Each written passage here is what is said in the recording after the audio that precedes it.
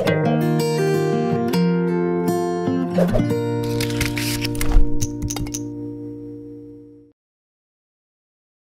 the previous episode of Swift Fundamentals, we briefly talked about variables and constants. You learned that the var keyword declares variable and the let keyword declares a constant. Variables and constants both store values that can be referenced by a name.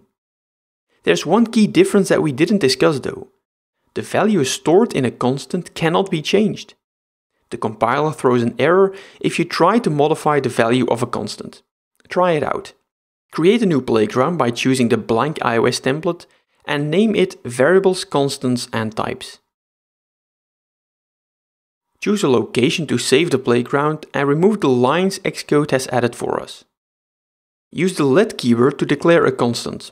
Name the constant number of wheels and assign it the value 4.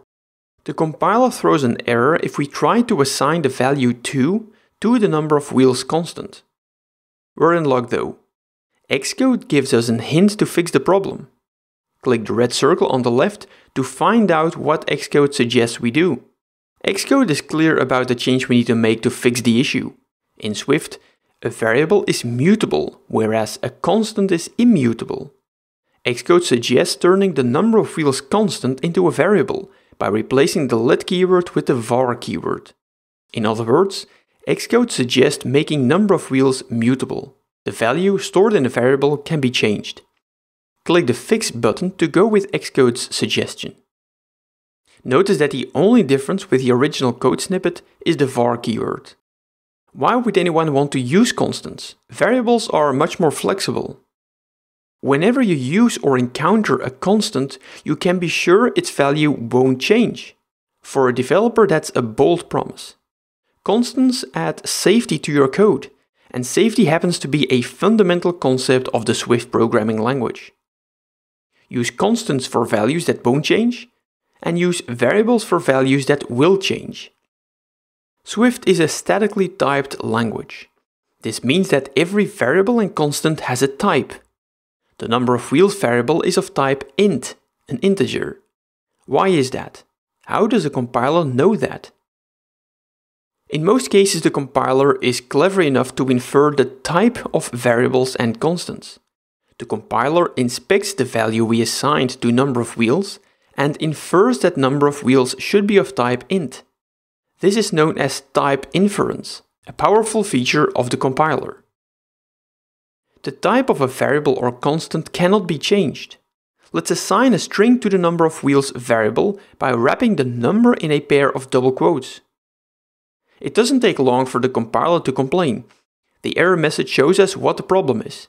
We attempt to assign a value of type string to a variable of type int. That's a no-go in Swift. The type of a variable or constant cannot be changed. Type inference is convenient, but it's also possible to explicitly specify the type of a variable or constant. In this example, we explicitly declare the maximum speed constant as a float. We tell the compiler that maximum speed is of type float. That's what a colon in the expression stands for. The Swift standard library defines the fundamental ingredients to build applications that are powered by the Swift programming language, including a range of types. Let's take a quick look at the most common types. We already covered integers and floats. The standard library also defines the double type if you need more precision. Strings are pretty flexible in Swift. Take a look at these examples. On the first line of code, we declare a constant str1 using a string literal. As in many other programming languages, a literal value is a value that appears directly in your source code. On the second line of code, we declare another constant str2 using an initializer. We cover initializers later in Swift fundamentals. On the last line of code, we declare a third constant, str3, using a combination of a string literal and string interpolation.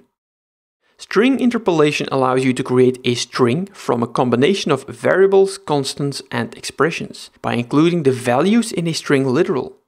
Notice that each value is wrapped in parentheses and escaped with a backslash. That's how string interpolation works in Swift.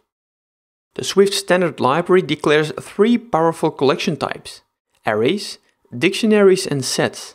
We cover collections in the next episode of Swift Fundamentals. This example gives you a taste of collections in Swift. Remember from this episode that variables are mutable and constants are immutable. Constants are just as important as variables, and they add safety to the code you write. Every variable and constant has a type, and the compiler uses type inference to figure out the type of a variable or constant. In the next episode, we take a look at the collection types defined in the Swift standard library. If you want to learn more about the Swift patterns I use in my projects, then download the free book I wrote to help you improve the code you write. Learn the 4 Swift patterns I swear by is a free download, and it has helped thousands of developers step up their game with 4 easy to implement patterns. Visit cococast.com/patterns to download the book. Drop me a line if you have any questions or feedback. I'd love to hear from you.